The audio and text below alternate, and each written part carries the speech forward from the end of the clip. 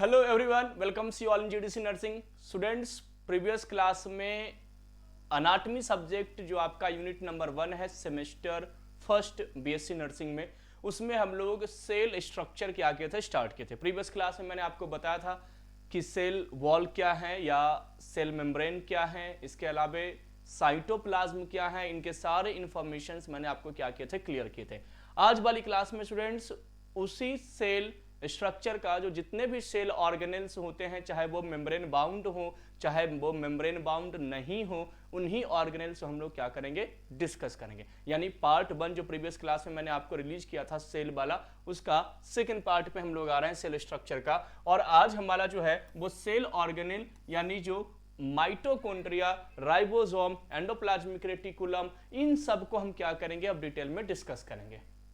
Mitochondria are organelles that produce energy for cell.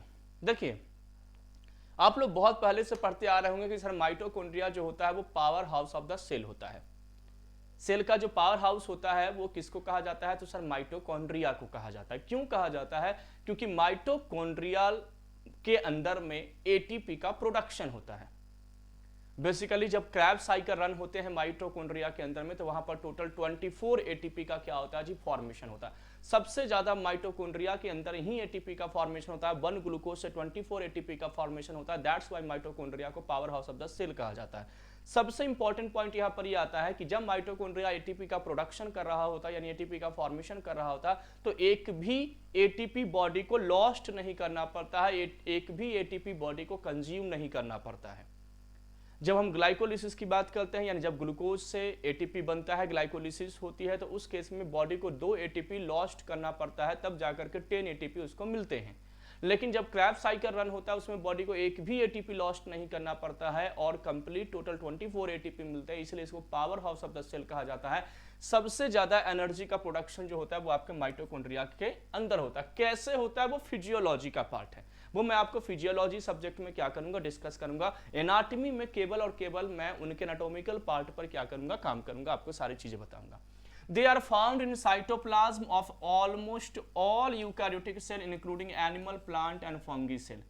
जो mitochondria होते हैं वो जितने भी यूकैरियोटिक ऑर्गेनिजम्स होते हैं, चाहे वो आपका एनिमल हो, चाहे वो आपका फंगस हो, चाहे वो आपका प्लांट सेल हो, हर किसी सेल के साइटोप्लाज्म में क्या होते हैं, प्रेजेंट होते हैं। जितने भी ऑर्गेनेल्स होते हैं वो साइटोप्लाज्म में ही स्टूडेंट्स क्या होते हैं, प्रेजेंट होते हैं।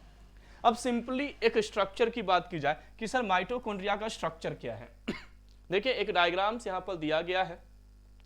एक्चुअली माइटोकॉन्ड्रिया जो होता है ना स्टूडेंट, वो आपका डबल मेम्ब्रेन बाउंड ऑर्गेनेल्स होते हैं। जैसे एक ये मेम्ब्रेन है, आउटर मेम्ब्रेन, ये आपका क्या है जी, तो सर ये हमारा इनर मेम्ब्रेन है।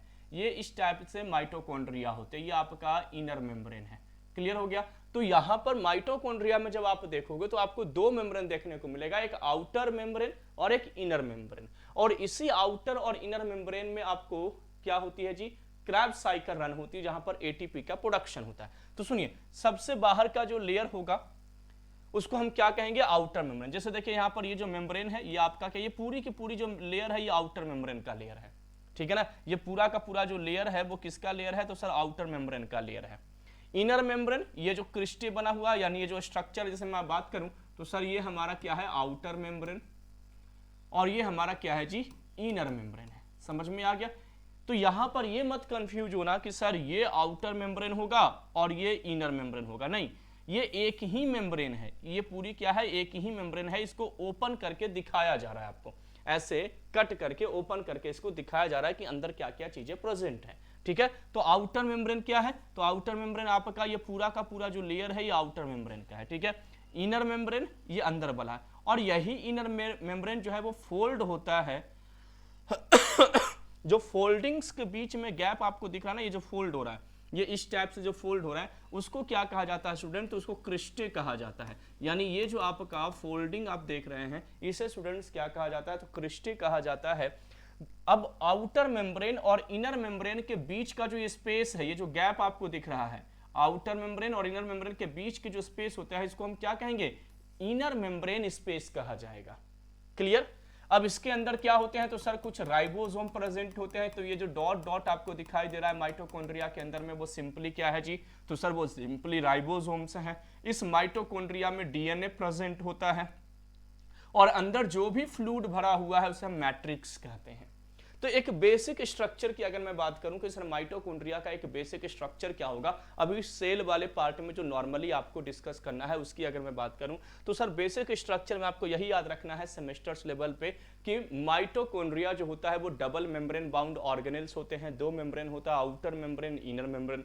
दो मेम्ब्रेन के बीच के स्पेस को हम इनर मेम्ब्रेन स्पेस कहते हैं। जो inner membrane folding like structure होता है, जो फोल्ड होते हैं उसको क्रिस्टे कहा जाता है। क्रिस्टे के अंदर राइबोसोम्स प्रेजेंट होते हैं, क्रिस्टे के अंदर ही आपको डीएनए प्रेजेंट होता है और क्रिस्टे के अंदर जो भी फ्लूइड भरे होते हैं उसको मैट्रिक्स कहा जाता है। ये आपका क्या हुआ, माइटोकॉन्ड्रिया का एक स्ट्रक्चर हुआ जी, कि माइटोकॉन्ड्रिया के अंदर में क्या क्या चीजें सर प्रेजेंट होती है। Is that clear? अब आते हैं सर इनका फंक्शन क्या है। तो फर्स्ट फंक्शन क्या है, एनर्जी प्रोडक्शन, एनर्जी का फॉर्मेशन करना, एटीपी का प्रोडक्शन करना, एनर्जी का फॉर्मेशन करना।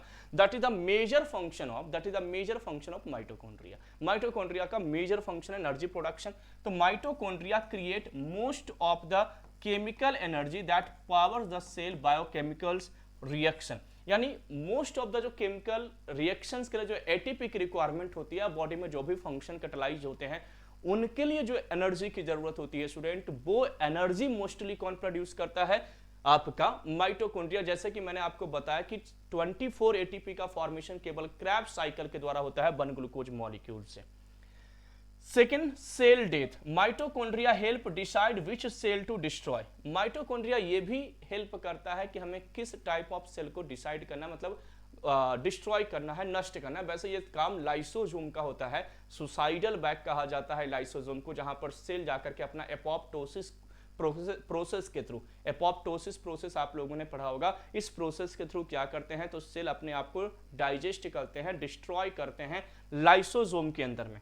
दे release cytochrome C which activates caspase and enzyme that destroys cell.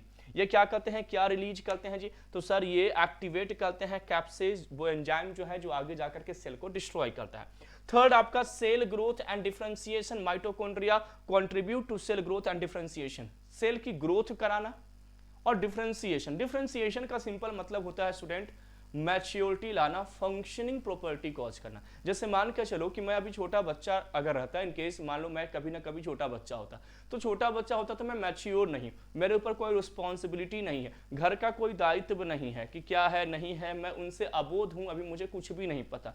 तो और जैसे ही मैं बड़ा हुआ, मैच्योर हुआ, डेवलप हुआ, ग्रोथ हुआ, अब मैं अपना काम करना शुरू किया, मैं परिवार की जिम्मेदारी उठाना शुरू कर दिया, तो मैं क्या हो गया, डिफरेंशिएट हो गया।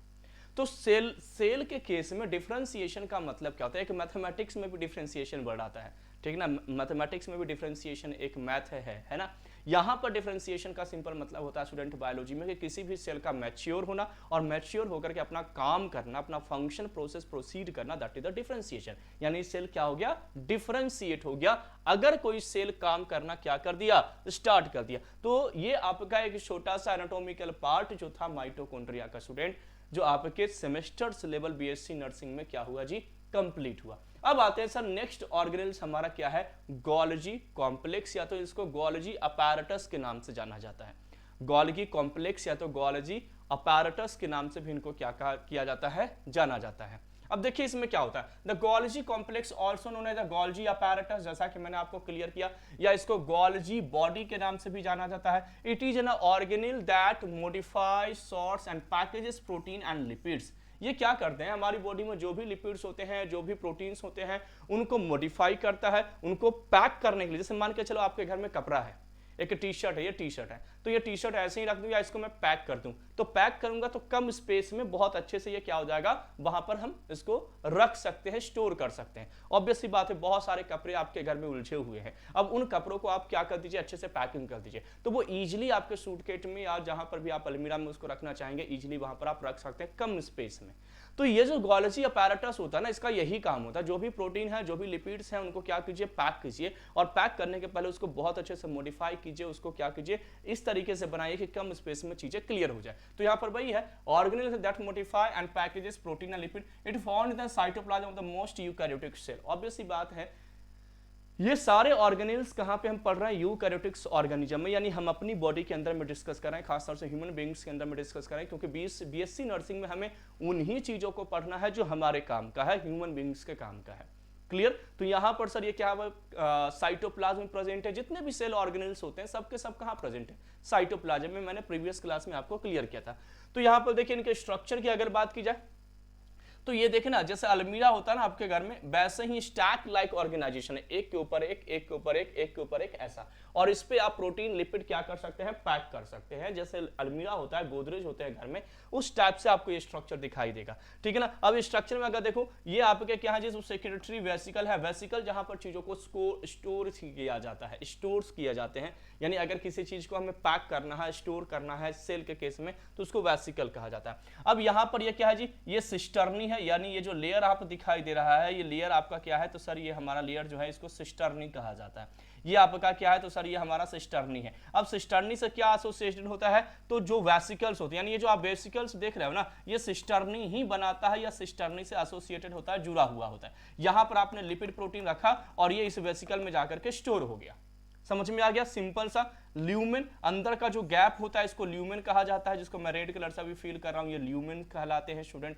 क्लियर? ये अभी इनकम्प्लीट वेसिकल है, अभी ये डेवलप नहीं हुआ, जैसे ही एसोसिएट होगा तो ये डेवलप हो जाएगा, और डेवलप होकर के प्रोटीन या तो आपके जो भी लिपिड्स वगैरह है उनको स्टोर करने के लिए क्या हो जाएंगे, रिस्पॉन्सिबल होंगे। तो गोल्जी अपैरेटस का मेन काम क्या है कि प्रोटीन या लिपिड्स को क्या करना, पहले उसको फोल्ड करना और उसके बाद उसको स्टोर करना। स्टोर कहां पर होगा, तो ऑब्वियस सी बात है वेसिकल्स में होंगे। जो गोल्जी अपैरेटस से जो भी वेसिकल्स कनेक्टेड होंगे, उन्हीं वेसिकल्स में उनको क्या किया जाएगा जी, स्टोर किया जाएगा। एनाटॉमिकल पार्ट्स हमने यहां पर क्लियर किया, बाकी फिजियोलॉजिकल पार्ट हम लोग फिजियोलॉजी सब्जेक्ट में डिस्कस करेंगे। तो फंक्शन की बात करें तो packages protein into the vesicle, vesicle के अंदर में, वेसिकल जैसे मान लो आपके घर में अनाज रखने वाला कुछ चीजें होती है ना, वही वेसिकल होता है। यानी जहां पर चीजों को आप स्टोर करो उसको हम सेल के केस में क्या कहते हैं, वेसिकल के नाम से जानते हैं स्टूडेंट, ठीक है। तो packages protein into the vesicle, vesicle के अंदर में प्रोटीन को पैक करते हैं। Prepare protein and lipid for use in other part of the cell, इसको क्या कहा जाता है, क्या करता है, तो प्रोटीन्स और लिपिड्स को ये प्रिपेयर करते हैं, रेडी करते हैं दूसरे सेल में उसको अपटेक कराने के लिए, उसको यूटिलाइज कराने के लिए, उसको यूज कराने के लिए, उसको उपयोग कराने के लिए, ठीक है ना। थर्ड क्या है, sorts and packages nucleus for the distribution and various part of the cell, क्या कहता है, अलग अलग सेल में मॉलिक्यूल्स को डिस्ट्रीब्यूशन करने के लिए उसको सॉर्ट यानी छोटा करता है, पैक करता है, यानी बहुत बड़ा है तो उसको छोटा करके पैक करके दूसरे में क्या करता है, ट्रांसमिट करता है, ट्रांसफर करता है, और सिंथेसाइज करता है ग्लाइकोलिपिड को, स्फिंगोमाइलिन को, इन सबको ये सिंथेसाइज करने के लिए स्टूडेंट्स क्या होते हैं, गोल्जी अपैरेटस आपके यहां पर बहुत इंपॉर्टेंट रोल प्ले करते हैं, that is the Golgi complex. तो गोल्जी कॉम्प्लेक्स क्या है, गोल्जी अपैरेटस क्या है, या हम ये भी कह सकते हैं कि सर गोल्जी बॉडी क्या है, उनके फंक्शन क्या है, ये याद रखिएगा, ठीक है। नेक्स्ट पॉइंट आते हैं, एंडोप्लाज्मिक रेटिकुलम। एंडोप्लाज्मिक रेटिकुलम बहुत सिंपल स्ट्रक्चर है, बहुत मजा आता था बनाने में, ये न्यूक्लियस है सर। अब यहाँ पर इस टाइप से स्ट्रक्चर जो होता है ये क्या है सर, तो सर ये हमारा एंडोप्लाज्मिक रेटिकुलम है। बचपन में आप लोगों ने बहुत अच्छे से बनाया होगा, मुझे तो बड़ा मजा आता था। तो ये हमारा एंडोप्लाज्मिक रेटिकुलम्स है। तो ये इसी एंडोप्लाज्मिक रेटिकुलम्स को हम लोग क्या कर रहे हैं, अब डिस्कस करने जा रहे हैं। एंडोप्लाज्मिक रेटिकुलम आपने टू टाइप्स का पढ़ा होगा, एक स्मूथ एंडोप्लाज्मिक रेटिकुलम और एक rough endoplasmic reticulum. Rough endoplasmic reticulum मतलब वो एंडोप्लाज्मिक रेटिकुलम जिसमें राइबोसोम एम्बेडेड होते हैं, राइबोसोम क्या होते हैं, प्रेजेंट होते हैं, उसको रफ एंडोप्लाज्मिक रेटिकुलम कहा जाता है। जैसे यहाँ पर देखिए राइबोसोम आपको दिख रहा है, तो ये कैसा है जी, रफ एंडोप्लाज्मिक रेटिकुलम है। और अगर राइबोसोम प्रेजेंट नहीं है तो उसको हम स्मूथ एंडोप्लाज्मिक रेटिकुलम्स के नाम से जानते हैं। Is that clear? चलिए तो देखते हैं क्या करा। It is a network of the sac like structure and tube in the cytoplasm, gel like fluid of the cell. ये क्या है जी, तो नेटवर्क, ऐसा नेटवर्क लाइक ऑर्गेनाइजेशन, देखिए ना कितना जैसा बिल्कुल फैला हुआ है जाल की तरह, ठीक है ना। तो ये साइक लाइक ऑर्गेनाइजेशन है जो आपके साइटोप्लाज्म में क्या है, प्रेजेंट है। Proteins and other molecules move through the endoplasmic reticulums. Proteins हो या अदर मॉलिक्यूल सेल में जो मूवमेंट शो करता है, यानी सेल को अप्रोच करता है, वो इन्हीं एंडोप्लाज्मिक रेटिकुलम्स के थ्रू क्या करता है स्टूडेंट, मूव करता है। It is the largest organelle in most eukaryotics. ये मोस्टली यूकैरियोटिक्स में सबसे लार्जेस्ट ऑर्गेनेल्स के रूप में जाना जाता है, किसको, एंडोप्लाज्मिक रेटिकुलम को, ठीक है ना। तो लार्जेस्ट एंडोप्लाज्मिक रेटिकुलम्स को लार्जेस्ट मॉलिक्यूल्स के रूप में या ऑर्गेनेल्स के रूप में इनको जाना जाता है। फंक्शन क्या है, The endoplasmic reticulum is involved in the protein folding protein को फोल्ड कराने में यानी पैकिंग, फिर से है लिपिड का metabolism, detoxifying organic chemicals, and the endoplasmic reticulum also regulate calcium homeostasis.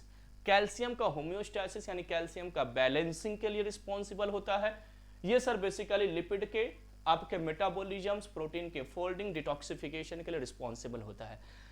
Basically students two types के होते हैं, याद रखिएगा। एक छोटा सा पॉइंट है कि सर जो एंडोप्लाज्मिक रेटिकुलम होता है वो बेसिकली टू टाइप्स के होते हैं। एक हमारा होता है सर रफ एंडोप्लाज्मिक रेटिकुलम और एक होता है smooth endoplasmic reticulum. Rough endoplasmic reticulum जहां पर राइबोसोम प्रेजेंट होंगे, याद रखिएगा कि सर यहां पर एंडोप्लाज्मिक रेटिकुलम के साथ आपको राइबोसोम मिलेंगे। क्या होंगे? तो राइबोसोम यहां पर आपको क्या होंगे? एम्बेडेड होंगे रफ एंडोप्लाज्मिक रेटिकुलम में। स्मूथ एंडोप्लाज्मिक रेटिकुलम में आपको क्या होंगे? तो सर केवल और केवल आपको क्या होंगे? तो सर एंडोप्लाज्मिक रेटिकुलम होगा, राइबोसोम प्रेजेंट नहीं होगा। अब राइबोसोम प्रेजेंट है तो यहां पर प्रोटीन की सिंथेसिस होगी, क्योंकि राइबोसोम क्या चीज के लिए रिस्पॉन्सिबल होता है? प्रोटीन सिंथेसिस के लिए रिस्पॉन्सिबल होता है। तो जो आपका रफ एंडोप्लाज्मिक रेटिकुलम है स्टूडेंट्स, वहां पर आपको प्रोटीन सिंथेसिस भी देखने को मिल सकता है। यहां पर प्रोटीन सिंथेसिस की मैकेनिज्म आपको देखने को मिल सकता है। यह भी पॉइंट आपको स्टूडेंट्स क्या करना है? याद रखना है। किस केस में? जब हम एंडोप्लाज्मिक रेटिकुलम्स की बात करते हैं। फंक्शन बहुत इजी था और अभी मैं आपको सेमेस्टर्स लेवल पे चीजों को डील कर रहा हूं। बीएससी नर्सिंग जो आपका सेमेस्टर 1 में आपका जो सेल स्ट्रक्चर दिया गया है उनको हम लोग क्या कर रहे हैं? डिस्कस कर रहे हैं। छोटे छोटे पॉइंट्स ही हमें समझना है जिससे आपके कॉलेज, आपके यूनिवर्सिटी लेवल एग्जामिनेशंस कवर हो जाए और साथ में उन इंपॉर्टेंट पॉइंट को हम कवर कर रहे हैं जो हमारे लिए आगे जाकर के कॉम्पिटिटिव अप्रोच डेवलप कराए। नेक्स्ट आते हैं जी लाइसोसोम। नेक्स्ट ऑर्गेनेल जो हमारी बॉडी का है, जो अपनी यूकैरियोटिक ऑर्गेनिज्म हमारे ह्यूमन बीइंग्स की बॉडी में प्रेजेंट है, उसका नाम क्या है? लाइसोसोम। सुसाइडल बैग के नाम से जाना जाता है। जब सेल को अपने आप को डिस्ट्रॉय करना होता है, डाइजेस्ट करना होता है, अपॉप्टोसिस करना होता है, तो सेल क्या होता है? लाइसोसोम को अप्रोच करता है। तो lysosome is a cell organelle that contain digestive enzyme. इसके पास क्या है? डाइजेस्टिव एंजाइम प्रेजेंट है। डाइजेस्टिव एंजाइम मतलब वो एंजाइम जो ब्रेक डाउन करे। डाइजेशन का मतलब क्या होता है? डाइजेशन का मतलब होता है ब्रेक डाउन करना, है ना। तो यहां पर कुछ ऐसे एंजाइम्स इन लाइसोसोम के ऑर्गेनेल्स के अंदर में होते हैं जो ब्रेक डाउन करने के लिए जाने जाते हैं। किसी चीज को ब्रेक करेंगे, यानी जो भी उसके अंदर जाएगा उसको तोड़ देंगे, उसको ब्रेक कर देंगे, उसको डाइजेस्ट कर देंगे, ठीक है ना। And break down waste and foreign materials, यानी जो भी फॉरेन मटेरियल्स है या जो वेस्ट मटेरियल है उसको ब्रेक डाउन करने के लिए ये क्या होते हैं? रिस्पॉन्सिबल होते हैं। लाइसोसोम और often called the cell recycling bins. इसको रिसाइकल बीन कहा जाता है, यानी सेल को रिसाइकल होना है, यानी सेल को अपने आप को डिस्ट्रॉय करना है, तो रिसाइकल बीन्स के रूप में सेल क्या करता है? लाइसोसोम को यूज करता है। याद रखिएगा इसको सुसाइडल बैग भी कहा जाता है। इसे क्या कहा जाता है? तो सर इसे सुसाइडल बैग भी कहा जाता है। तो आपका जो लाइसोसोम है स्टूडेंट्स, कभी कभी बेसिक ऑब्जेक्टिव क्वेश्चन आपसे बन सकते हैं कि रिसाइकल बीन्स किसे कहा जाता है? तो सर लाइसोसोम को। सुसाइडल बैग किसे कहा जाता है? तो सर लाइसोसोम को, क्योंकि यहां पर सेल का क्या होता है?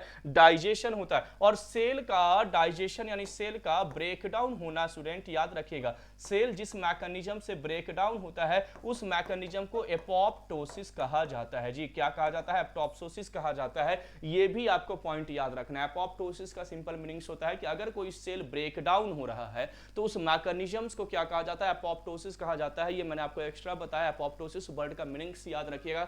जब आप कभी एनाटॉमी का बुक्स पढ़ेंगे तो हो सकता है आपको ऐसे वर्ड मिलेंगे कि लाइसोसोम के अंदर में सेल एपोप्टोसिस के प्रोसेस को प्रोसीड कराता है, यानी खुद का डाइजेशन कराता है, खुद को डिस्ट्रॉय कराता है। Is that clear? नेक्स्ट आते हैं सर कि what is the function of lysosome. तो फर्स्ट फंक्शन क्या होगा? डाइजेशन, ब्रेक डाउन करना।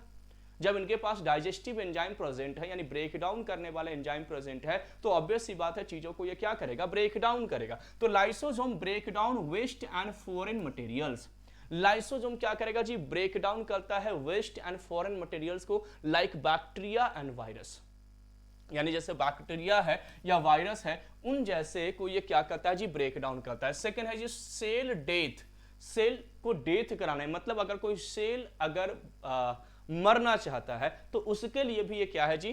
काम करेगा। तो lysosome help damaged cell self destruct in the process called apoptosis. जैसा कि अभी मैंने आपको बताया कि सेल जो है जब अपना एपोप्टोसिस यानी अपने आप को डिस्ट्रॉय करता है तो उसको एपोप्टोसिस प्रोसेस कहते हैं। तो एपोप्टोसिस को भी ये क्या करता है जी, रन करता है। सेकंड, जितने भी फॉरेन मटेरियल है, बैक्टीरिया हो या वायरस हो, जब हमारी बॉडी के अंदर में आता है तो उसको ब्रेक डाउन करने का काम भी किसका है, लाइसोसोम का है। Third, cellular homeostasis. होम्योस्टैसिस का मतलब क्या होता है कि मेंटेन करना, मेंटेन करने को क्या कहा जाता है स्टूडेंट, होम्योस्टैसिस कहा जाता है ना। मेंटेन करने को स्टूडेंट्स क्या कहा जाता है, तो सर मेंटेन करने को होम्योस्टैसिस कहा जाता है। तो होम्योस्टैसिस का मीनिंग्स आई होप आपको समझ में आ गया होगा कि जैसे मान के चलो बाहर कुछ भी सर्कमस्टेंस हो, सिचुएशन कुछ भी हो, एटमॉस्फेरिक प्रेशर कुछ भी हो, अंदर क्या कंडीशन है, इन दोनों को बैलेंसिंग को हम क्या कहते हैं, होम्योस्टैसिस कहते हैं। उसमें भी इनका रोल होता है। तो lysosome help maintain cellular homeostasis by recycling and reusing digested materials।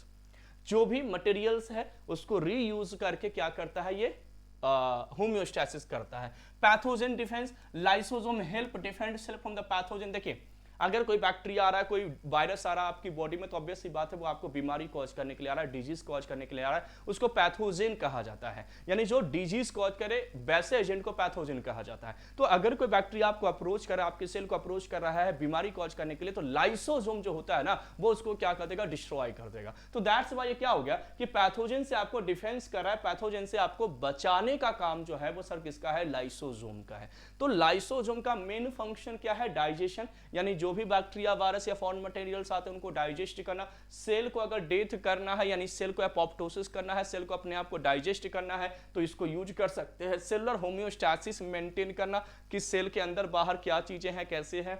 और पैथोजेनिक डिफेंस मैकेनिज्म, यानी आपको ये बैक्टीरिया वायरस या अदर डिजीज पॉजिटिव एजेंट से आपको क्या करते हैं, प्रोटेक्ट करते हैं। ये सिंपल सा आपको लाइसोसोम का एग्जांपल दिया गया है। मेम्ब्रेन है, ट्रांसपोर्ट प्रोटीन प्रेजेंट होते हैं और ये हाइड्रोलाइटिक एंजाइम होते हैं जो क्या करते हैं, ब्रेक डाउन करते हैं चीजों को। यानी अगर आपकी बॉडी में बैक्टीरिया गया, उस बैक्टीरिया को इसने डाइजेस्ट कर लिया, तो डाइजेस्ट किसके थ्रू करेगा, हाइड्रोलाइटिक एंजाइम के थ्रू। हाइड्रो वाटर लाइटिक मतलब ब्रेक डाउन करना। यहां पर हाइड्रोलिसिस रिएक्शन होगा और हाइड्रोलिसिस रिएक्शन के थ्रू उन ऑर्गेनिजम्स को क्या किया जाएगा स्टूडेंट्स, यहां पर ब्रेक डाउन किया जाएगा। दैट इज द पार्ट और that is the most important function of the lysosome. ठीक है, तो लाइसोसोम क्या होते हैं, स्ट्रक्चर बहुत कॉमन है लाइसोसोम का, फंक्शन बहुत इंपॉर्टेंट है। जब भी हमारी बॉडी में सेल डैमेज होते हैं, सेल डिस्ट्रॉय होते हैं या सेल को अपने आप को डाइजेस्ट करना होता है, तो वो एक्चुअली कहां जाते हैं, लाइसोसोम में जाते हैं। वहां पर उनका क्या होता है जी, डाइजेशन होता है। इसलिए तो लाइसोसोम को क्या कहा जाता है स्टूडेंट, तो सुसाइडल बैग के नाम से भी सर क्या किया जाता है, जाना जाता है। चलिए अब आते हैं, अगला हमारा जो है वो है राइबोसोम। नेक्स्ट पार्ट हमारा क्या है जी, राइबोसोम है कि राइबोसोम का काम क्या है सर, या राइबोसोम क्या करते हैं। तो ribosome is an intracellular structure made of both RNA and protein. Ribosome intracellular structure है, सेल के अंदर प्रेजेंट है, आरएनए एंड प्रोटीन दोनों से बने होते हैं। And it is the site of protein synthesis in the cell. Basically ribosome को प्रोटीन फैक्ट्री कहा जाता है। क्या कहा जाता है, तो सर इसे प्रोटीन फैक्ट्री के नाम से जाना जाता है। यानी ये हमारे सेल का वो पार्ट है जहां पर प्रोटीन सिंथेसाइज होता है। ये हमारे सेल का वो पार्ट है जहां पर प्रोटीन क्या होते हैं, सिंथेसाइज होते हैं। इसको प्रोटीन फैक्ट्री के नाम से जाना जाता है। क्लियर हो गया। तो प्रोटीन फैक्ट्री किसे कहा जाता है, राइबोसोम। सिंपली आपने पढ़ा होगा कि सर जो राइबोसोम होते हैं, अगर मैं बात करूं प्रोकैरियोटिक में 70S और 80S, ऐसे आपने पढ़ा होगा कि राइबोसोम सर 2 टाइप्स के होते हैं। एक 70S पढ़ा होगा, एस मतलब स्वेडबर्ग यूनिट है, और एक आपने 80S पढ़ा है। 80S कहां पे प्रेजेंट है, यूकैरियोटिक, यानी जो हम लोग की बॉडी है इसमें क्या प्रेजेंट है, 80S राइबोसोम प्रेजेंट होते हैं। ठीक है ना, क्या होते हैं, 80S राइबोसोम प्रेजेंट होते हैं। और जो बैक्टीरिया की बॉडी होती है वहां पर 70S होता है। 70S में भी अगर आप पढ़ोगे तो 2 यूनिट होता है, एक स्मॉल यूनिट और एक लार्ज यूनिट। तो 70S में जो स्मॉल यूनिट होता है वो क्या होता है, 30S होता है। स्मॉल यूनिट 30S होता है और 50S क्या होता है जी, लार्ज यूनिट होता है। जब हम अपनी बॉडी की बात करते हैं कि हमारी बॉडी में जो 80S राइबोसोम प्रेजेंट है उसमें स्मॉल यूनिट क्या होता है, 40S, और लार्ज यूनिट क्या होता है जी, 60S होता है। तो ये एक सिंपल सा पॉइंट है जो आपको याद रखना है। अब मैं आपको बता रहा हूं कि सर राइबोसोम बनता कैसे है। जब डीएनए में क्या होता है, ट्रांसक्रिप्शन। आपने एक प्रोसेस पढ़ा होगा कि सर डीएनए के अंदर में क्या होता है, तो सर डीएनए के अंदर में एक मैकेनिज्म होता है जिसको हम ट्रांसक्रिप्शन कहते हैं। क्या कहते हैं स्टूडेंट? ट्रांसक्रिप्शन कहते हैं। तो डीएनए के अंदर क्या होता है? ट्रांसक्रिप्शन होता है। तो जब डीएनए में ट्रांसक्रिप्शन होता है तो यहां पर क्या होता है? आरएनए का फॉर्मेशन होता है। और वो जो आरएनए होते हैं वो 3 टाइप ऑफ आरएनए का फॉर्मेशन होता है। एक होता है आपका एमआरएनए जिसको मैसेंजर आरएनए कहा जाता है, एक होता है टीआरएनए जिसको ट्रांसफर आरएनए कहा जाता है, और एक होता है जी आरआरएनए जिसको राइबोसोमल आरएनए कहा जाता है। ठीक है ना? तो ये जो आरआरएनए है यही आगे जाकर के राइबोसोम का फॉर्मेशन करता है। ये क्या करता है? राइबोसोम का फॉर्मेशन करता है। टीआरएनए, अच्छा सुनिए, ये भी आपने पढ़ा होगा कि सर डीएनए से आरएनए बनते हैं और आरएनए से आगे प्रोटीन बनता है। जो इंफॉर्मेशन होता है प्रोटीन बनाने का, जैसे मान के चलो कि ये मेरा घर है, ये मेरा क्या है? एक मान लो घर है। अब घर मैंने तो नहीं बनाया होगा लेकिन डिजाइन मैंने बताया होगा। मेरा जो आर्किटेक्ट होगा उसने डिजाइन दिया होगा कि यहाँ वॉशरूम होगा, यहाँ बेडरूम होगा, यहाँ हॉल होगा, यहाँ किचन होगा, सारी चीजें। किया किसने होगा? तो किया होगा लेबर मिस्त्री आकर के, उन्होंने ईंटों जोड़े होंगे, सारी चीजें क्या होगा, और आपने जैसा कहा वैसा बना दिया। यानी उनको आपने इंफॉर्मेशन दिया कि भाई ये हमारी जमीन है, ये हमारा प्लॉट है, मुझे यहाँ पर वॉशरूम चाहिए, मुझे यहाँ पर बेडरूम चाहिए, यहाँ पर मुझे किचन चाहिए, ये हमारा डाइनिंग एरिया चाहिए। आपने उसको इंफॉर्मेशन दिया और लेबर मिस्त्री ने उसको क्या कर दिया? एग्जैक्टली बना दिया जैसा कि आपने बताया। तो सेम हमारी बॉडी में वही होती है। इंफॉर्मेशन किसके पास होता है? एमआरएनए के पास। यानी हमारी बॉडी में कैसा प्रोटीन बनेगा वो कौन बताता है? एमआरएनए बताता है, मैसेंजर आरएनए। लेकिन ये प्रोटीन बना नहीं सकता, इसके पास केवल इंफॉर्मेशन है। जैसे आपने घर नहीं बना सकते, आप लेबर मिस्त्री का काम नहीं कर सकते हैं, लेकिन आपने नक्शा जरूर बता दिया कि मुझे घर यहाँ, रूम यहाँ चाहिए, हॉल यहाँ चाहिए, बेडरूम यहाँ चाहिए, वॉशरूम यहाँ चाहिए। समझ में आ गया? तो वैसे ही ये इंफॉर्मेशन कौन देता है? एमआरएनए। अच्छा, ये इंफॉर्मेशन को ट्रांसफर कौन करता है? टीआरएनए। ये टीआरएनए क्या करता है? ट्रांसफर करता है। और जो लेबर मिस्त्री का काम है ना, वो कौन करता है? आरआरएनए यानी कि राइबोसोम करता है। यानी फाइनली फैक्ट्री कौन है जहां पर वो बनता है? तो वो फैक्ट्री एक्चुअली क्या है जी? राइबोसोम है। इसलिए मैंने आपको बताया कि सर राइबोसोम को प्रोटीन फैक्ट्री कहा जाता है। और राइबोसोम एक्चुअली क्या चीज से बना हुआ है? तो आरआरएनए से बना हुआ है। राइबोसोमल आरएनए से क्या होता है स्टूडेंट? बना होता है। और हमारी बॉडी में कान कैसा होगा, नाक कैसा होगा, आंख कैसी होगी, हाइट कैसा होगा, ऑर्गन्स का डेवलपमेंट कैसा होगा, ये हर एक पॉइंट्स को बताने वाला, हर एक पॉइंट की ग्रोथ कराने वाला या उसका स्ट्रक्चर डेवलप कराने वाला क्या है जी? जो प्रोटीन की सिंथेसिस होती है वो इन्हीं आरएनए, एमआरएनए और टीआरएनए के थ्रू होती है। आई होप आपको ये पॉइंट क्लियर हो गया। नेक्स्ट पॉइंट आते हैं, the ribosome read the messenger RNA. जैसा कि मैंने आपको बताया कि राइबोसोम क्या करता है? एमआरएनए को रीड करता है, उसको लाता कौन है? टीआरएनए। उसको वहां से लाता कौन है? टीआरएनए। और वो मैसेज को ये रीड करता है और उसके बाद उस टाइप के प्रोटीन को बनाता है। जैसे मान लो आपने डाइट लिया, खाना खाया, भोजन ग्रहण किया, न्यूट्रिएंट्स इनटेक किया, तो आपकी बॉडी में अब इंसुलिन रिलीज होना है। अब मान के चलो कि सर ये डीएनए का स्ट्रैंड है, ये डीएनए का स्ट्रैंड है, अब इससे इंसुलिन निकालना है। तो पूरा का पूरा डीएनए रिस्पॉन्सिबल नहीं होता इंसुलिन बनाने के लिए। कुछ ऐसे पार्ट होंगे डीएनए का कुछ ऐसे पार्ट होंगे स्टूडेंट डीएनए का जो इंसुलिन बनाने के लिए क्या होगा? रिस्पॉन्सिबल होगा। कुछ ऐसा पार्ट होगा जो इंसुलिन बनाने के लिए क्या होगा? रिस्पॉन्सिबल होगा। कुछ ऐसा पार्ट होगा जो इंसुलिन बनाने के लिए क्या होगा? रिस्पॉन्सिबल होगा। ठीक है, क्लियर हो गया? तो उसको रीड करने का काम किसका है? आरआरएनए का। और उसको यहां से राइबोसोम में लाने का काम किसका है? टीआरएनए का।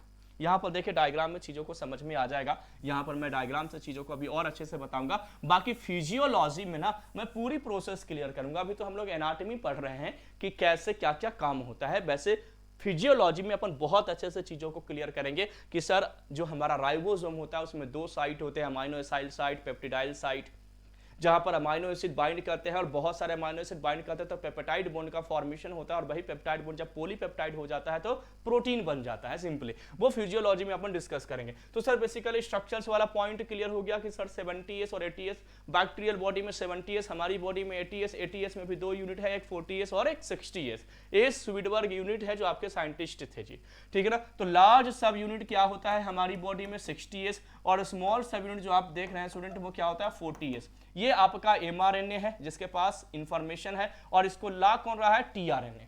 और यहां पर प्रोटीन की क्या हो रही है, सिंथेसिस हो रही है। इस यूनिट में, इस राइबोसोम में प्रोटीन की सिंथेसिस हो रही है। ये जो आप देख रहे हो ना, ये कोड प्रेजेंट है जी, ये जेनेटिक कोड है। आपने जेनेटिक कोड पढ़ा होगा कभी ना कभी, 64 जेनेटिक कोड होते हैं, नॉनसेंस कोडॉन और सेंस कोडॉन। 61 सेंस कोडॉन पढ़ा होगा, 3 नॉनसेंस कोडॉन पढ़ा होगा, क्लास 12th में भी आप लोगों ने डिस्कस किया होगा। तो वो जो कोडॉन है, उन कोडॉन के हेल्प से क्या करते हैं, तो सर प्रोटीन की क्या होती है, सिंथेसिस होती है। फंक्शन की बात की जाए तो ribosome are the site of protein synthesis within cell. Cell के अंदर में प्रोटीन सिंथेसिस का एक साइट है, एक जगह है जहां सेल अपना प्रोटीन सिंथेसाइज करता है। They read the messenger mRNA and sequence and translate the genetic code into the specific sequence of the amino acid which then fold to the form of protein. ये क्या करता है, mRNA को read करता है, उसके अकॉर्डिंग ये genetic code बनाता है और उस जेनेटिक कोड को यूज करते हुए क्या करता है, अमीनो एसिड का फॉर्मेशन करता है और उस अमीनो एसिड से प्रोटीन का फॉर्मेशन होता है। आपने पढ़ा होगा कि amino acid is the building block of protein. Protein का जो बिल्डिंग तैयार होता है वो अमीनो एसिड से ही होता है। यानी बहुत सारे अमीनो एसिड, जैसे ये एक अमीनो एसिड है, ये एक अमीनो एसिड है, ये दोनों आपस में एक बॉन्ड बनाते हैं जिसको पेप्टाइड बॉन्ड कहते हैं। CONH आपने पढ़ा होगा, यही आपका पेप्टाइड बॉन्ड है।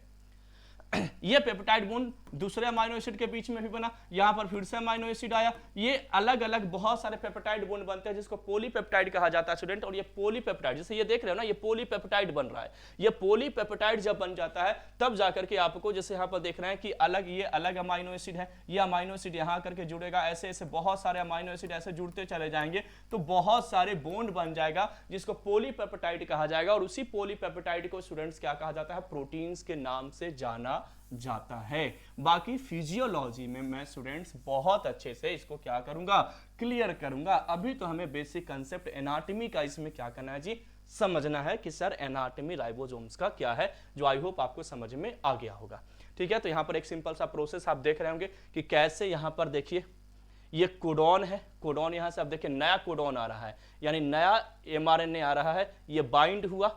अब देखिए एक नया यहां पर क्या हुआ जी, तो सर एक नया प्रोटीन का फॉर्मेशन। यानी इस तरीके से अमीनो एसिड जुड़ता चला जाएगा, इस तरीके से अमीनो एसिड जुड़ता चला जाएगा और नए प्रोटीन्स बनते जाएंगे। ये जो ला रहा है ये आपका टीआरएनए है, ये टीआरएनए आपका है। यानी जो क्लोवर लीफ मॉडल आप लोगों ने पढ़ा हुआ, क्लोव लाइफ ऑर्गेनाइजेशन जो होता है उसको हम क्या कहते हैं, ये टीआरएनए जो है लेकर के जा रहा है, ये एमआरएनए को रीड करके लाया जा रहा है, ट्रांसफर किया जा रहा है और यहाँ पर क्या किया जा रहा है, तो नए प्रोटीन्स का फॉर्मेशन किया जा रहा है बहुत सारे कोड के थ्रू। ये प्रोसेस है, फिजियोलॉजी में बहुत अच्छे से मैं समझाऊंगा, परेशान मत होइए। फिलहाल हम लोग एनाटॉमी वाले पार्ट पे हैं जी। नेक्स्ट आता है सर सेंट्रियोल। सेल डिवीजन आप लोगों ने एक प्रोसेस पढ़ा होगा, क्या पढ़ा होगा, सेल डिवीजन। तो centriole is a barrel shape organelle that help organize microtubules in the animal cell. Centriole are made of tubulin, ये ट्यूबुलिन्स के बने होते हैं, ट्यूबुलिन प्रोटीन के। They are found in the cytoplasm near the nuclear envelope, nuclear envelope के पास में present होते हैं। फंक्शन क्या है, तो help to determine the location of the nucleus and other organelles in the cell. Centriole का काम क्या है, तो न्यूक्लियस के लोकेशंस को डिसाइड करना। They play a role in the formation of centrosome, cilia and flagella. They are essential for the cell division. अब आपने कभी ना कभी सेल डिवीजन पढ़ा होगा कि सर ये हमारा एक सेल है। सेंट्रियोल का मैं फंक्शन सिंपली बता दूं, ये आपका सेल है, ये आपका क्या है जी, सेंट्रियोल होते हैं, यूकैरियोटिक ऑर्गेनिज्म है। जब सेल डिवीजन होता है, प्रोफेज, मेटाफेज, एनाफेज, टीलोफेज आप लोगों ने पढ़ा होगा। तो प्रोफेज में क्या होता है, तो सर ये हमारा क्या है, तो ये सर हमारा न्यूक्लियस है। प्रोफेज में क्या होता है, तो न्यूक्लियर मेम्ब्रेन डिसअपियर हो जाते हैं और सेंट्रियोल जो है वो अपोजिट डायरेक्शन में मूव करना शुरू कर जाता है और अपोजिट डायरेक्शन में चला जाता है। प्रोफेज में आपने पढ़ा। प्रोफेज के बाद मेटाफेज, स्पिंडल का फॉर्मेशन। तो यहाँ पर सर दो अब क्या हो गए भाई, तो सर ये हमारा सेंट्रियोल है और यहाँ पर अब स्पिंडल बनना शुरू हो गया। इस टाइप से आपने पढ़ा होगा, स्पिंडल फाइबर है। यहीं पर फिर क्या होता है, क्रोमैटिन फाइबर को, क्रोमैटिन को क्या किया जाता है, 2 पार्ट में सेपरेट किया जाता है इस टाइप से, है ना, इक्वेटोरियल प्लेन पे लाया जाता है।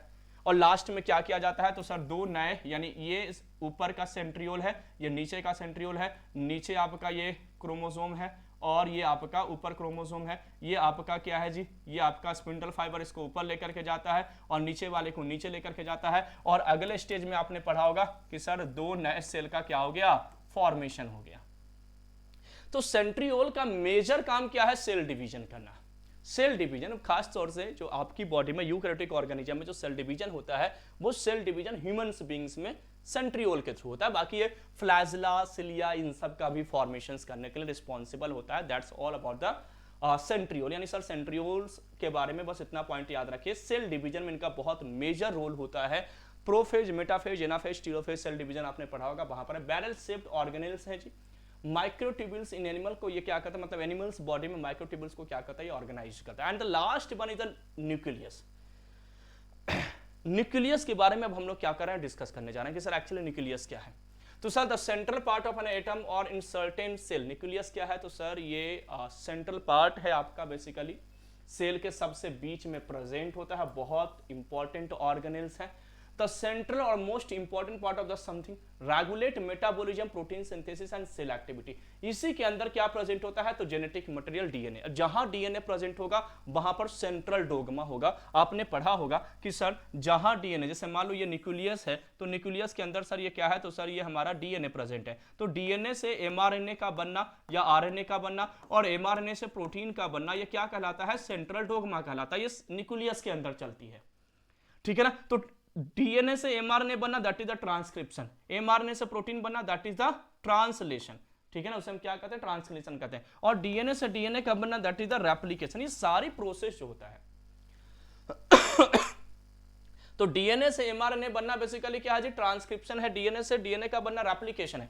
प्रोटीन सिंथेसिस जो बेसिकली होता है स्टूडेंट, वो प्रोटीन सिंथेसिस क्या होता है, तो ये साइटोप्लाज्म में होता है, न्यूक्लियस के बाहर होता है। यानी इस एमआरएनए से प्रोटीन की सिंथेसिस होती है, ट्रांसलेशन प्रोसेस है जो न्यूक्लियस के बाहर होता है। तो डीएनए का रेप्लिकेशन और ट्रांसक्रिप्शन, ये दो प्रोसेस कहां पर होता है, न्यूक्लियस के अंदर में होता है। यानी कि प्रोटीन सिंथेसिस और अदर एक्टिविटीज में पार्टिसिपेट करते हैं। फंक्शन क्या, अच्छा अगर मैं इसकी बात करूं कि सर इनका स्ट्रक्चर क्या है, तो ये भी डबल मेम्ब्रेन बाउंड ऑर्गेनेल्स है, यानी दो होगा, एक आउटर एक इनर, एज लाइक माइटोकॉन्ड्रिया। जैसा कि मैंने आपको माइटोकॉन्ड्रिया में स्टूडेंट्स क्लियर किया कि माइटोकॉन्ड्रिया में दो मेम्ब्रेन होता है, आउटर लेयर और इनर लेयर, तो वैसे ही आपको यहां पर भी आउटर और इनर लेयर देखने को मिलेगा, ठीक है ना। यहां पर आपका क्या है जी, तो सर न्यूक्लियर मेम्ब्रेन, यानी यहां पर आपको दो क्या होंगे जी, तो सर जैसे मान लो ये एक न्यूक्लियस है, ये न्यूक्लियस है, न्यूक्लियस के बाहर ये न्यूक्लियर मेम्ब्रेन है, तो ये आउटर लेयर हो गया, ये आउटर लेयर है, ये आपका इनर लेयर हो गया स्टूडेंट। और इसी आउटर लेयर इनर लेयर जो मेम्ब्रेन है, इनके बीच में कुछ पोर्स प्रेजेंट होते हैं, ओपनिंग्स प्रेजेंट होता है, छिद्र प्रेजेंट होता है, जिसको न्यूक्लियर पोर के नाम से जाना जाता है। क्या कहा जाता है, न्यूक्लियर पोर कहा जाता है। और ये जो आपका लेयर है, इसको इन्वेलप कहा जाता है, जिसको न्यूक्लियर इन्वेलप कह सकते हैं। आउटर लेयर और इनर लेयर दोनों को हम न्यूक्लियर इन्वेलप के नाम से जानते हैं। अंदर में एक न्यूक्लियोलस प्रेजेंट होते हैं, और जो भी फ्लूइड प्रेजेंट होता है अंदर, जो लिक्विड प्रेजेंट होता है, उसको न्यूक्लियोप्लाज्म के नाम से जाना जाता है। तो देखिए न्यूक्लियर, जो न्यूक्लियस की अगर मैं बात करूं तो sir double membrane bound organelles है, आउटर लेयर इनर लेयर दोनों को हम एक साथ क्या बोलते हैं, न्यूक्लियर इन्वेलप कहते हैं। उस न्यूक्लियर इन्वेलप में छोटे छोटे पोर्स प्रेजेंट होते हैं, जिसको न्यूक्लियोपोर कहा जाता है। न्यूक्लियस के अंदर कुछ फ्लूइड भरे होते हैं, उसको हम न्यूक्लियोप्लाज्म कहते हैं। और उसके अंदर क्या होता है जी, न्यूक्लियोलस प्रेजेंट होता है। न्यूक्लियस का मेजर काम क्या है कि डीएनए को स्टोर करता है। आपका जो जेनेटिक मटेरियल है, आपका जो हेरिडिटरी मटेरियल है, वो कहां पर होता है, तो सेल के न्यूक्लियस के अंदर में होता है। यानी सेल का जो भी इंफॉर्मेशन होगा कि उस सेल को किस लिए बनाया गया, जैसे लीवर के अंदर भी सेल है, लंग्स के अंदर भी सेल है, तो लंग्स वाले सेल का काम क्या है, ऑक्सीजन को इंटेक करना, CO2 को छोड़ना। और लीवर का काम क्या है, तो सर ये हमारी बॉडी का CA है, यानी जो भी लिपिड विपिड जो भी है उसका सारा मॉनिटरिंग करना। तो इस सेल को कैसे पता चला कि मुझे ये काम करना है। या किडनी भी सेल का बना हुआ है, तो किडनी के सेल को कैसे पता चला कि मुझे एक्सक्रीशन करवाना है या फिल्ट्रेशंस करवाना है, ये काम किसने बताया, तो उसके सेल के अंदर जो न्यूक्लियस प्रेजेंट है और उस न्यूक्लियस में जो डीएनए प्रेजेंट है, उस डीएनए के पास इंफॉर्मेशन है, उस डीएनए के पास इंफॉर्मेशन है कि तुम्हें किस काम के लिए भेजा गया है, तुम्हारा काम क्या है। वैसे तो हमारी बॉडी जो है वो सेल की बनी हुई है, लेकिन हर सेल जो है ग्रुप ऑफ सेल आगे जाकर के टिश्यू, मैंने आपको बेसिक क्लास में क्लियर किया था, टिश्यू आगे जाकर के ऑर्गन का फॉर्मेशन करता है। तो ऑर्गन में जो जिस टाइप का सेल है, एक ही टाइप का, मैंने बताना था कि टिश्यू का मतलब क्या होता है कि चाहे डिसिमिलर सेल हो चाहे सिमिलर सेल हो, लेकिन ऑरिजिन और फंक्शन कॉमन होना चाहिए। तो लीवर में जितने सेल होगा सबका एक ही ऑरिजिन होगा, एक ही फंक्शन होगा। अगर मान लो लंग्स का सेल है तो एक ही जगह ऑरिजिन होगा और एक ही टाइप का फंक्शन होगा। ये मैंने आपको क्या किया था, क्लियर किया था। तो बेसिकली उन सेल को वो इंफॉर्मेशन किसके थ्रू मिलता है, तो सर उन सेल को वो इंफॉर्मेशन सेल के अंदर जो डीएनए प्रेजेंट है उस डीएनए के कारण मिलता है। यही आपका न्यूक्लियस का फंक्शन है जी। तो फर्स्ट काम क्या है, स्टोर डीएनए। न्यूक्लियस जो है बेसिकली डीएनए को स्टोर करता है as a genetic materials. Second क्या है जी, रेगुलेट सेलुलर एक्टिविटीज। अब जब इंफॉर्मेशन जेनेटिक मटेरियल आपका न्यूक्लियस के अंदर में है तो सारी एक्टिविटीज को रेगुलेट कौन करेगा, तो सर रेगुलेट भी न्यूक्लियस करेगा। तो sir the nucleus coordinate the cell activities such as growth, protein synthesis and reproduction. ये क्या करेगा जी, तो आपकी ग्रोथ के लिए, आपकी प्रोटीन सिंथेसिस के लिए, आपके रिप्रोडक्शन के लिए रिस्पॉन्सिबल होगा। कंट्रोल जेनेटिक इंफॉर्मेशन, यानी the nucleus control the cell genetic information by the regulation of the DNA replication. यानी genetic information one generation to another generation, जो भी इंफॉर्मेशन कैरी फॉरवर्ड होगा उसमें भी न्यूक्लियस अपना रोल प्ले करता है। कैसे, तो सर रेप्लिकेशन करके, जैसा कि मैंने आपको बताया डीएनए से डीएनए का बनना, that is the replication. Transcription करके, यानी कि डीएनए से एमआरएनए का बनना, आरआरएनए का बनना, टीआरएनए का बनना, दैट इज द ट्रांसक्रिप्शन। और उसके बाद आरएनए प्रोसेसिंग, यानी कि वो एमआरएनए आगे जाकर के न्यूक्लियस के बाहर जाकर के क्या करेगा, प्रोटीन की सिंथेसिस करेगा। ये भी फंक्शन किसका है, तो सर न्यूक्लियस का है। तो न्यूक्लियस का काम क्या है, स्ट्रक्चर क्या है, ये बेसिक कंसेप्ट आई होप आपको समझ में आ गया होगा। तो जो स्ट्रक्चर ऑफ सेल है, जो मेन ऑर्गेनेल्स हैं सेल के अंदर, माइटोकॉन्ड्रिया, गोल्जी, अपैरेटस, जैसा कि मैंने आपको क्लियर किया, लाइसोसोम मैंने क्लियर किया आपको, एंडोप्लाज्मिक रेटिकुलम्स मैंने क्लियर किया, न्यूक्लियस मैंने क्लियर किया। इनके पॉइंट्स को आपको क्या करना है, याद रखने हैं। याद रखिए स्टूडेंट, ये आपके सेमेस्टर से लेवल जो आपका बीएससी नर्सिंग फर्स्ट सेमेस्टर में एनाटॉमी जो सब्जेक्ट दिया गया है उसके लिए ये वीडियो क्या किया गया जी, प्रिपेयर किया गया है। ये आपके कॉलेज के लिए सफिशिएंट है। अगर सेलुलर स्ट्रक्चर पूछा जाएगा तो इन स्ट्रक्चर्स को आपको क्या करना है, यहां पर डिक्टेट करना है और यहां से आपको वो सारे कंटेंट मिल जाएंगे जो आपके कॉलेज, आपके यूनिवर्सिटी लेवल एग्जामिनेशंस के लिए सफिशिएंट होंगे। नेक्स्ट क्लास में हम लोग स्टूडेंट्स सेल डिवीजन को क्या करने वाले हैं, डिस्कस करने वाले हैं। तो मिलते हैं स्टूडेंट्स अगली क्लास में अगले कंसेप्ट के साथ। Thank you everyone for watching GTC and supporting GTC. Thank you, have a nice day.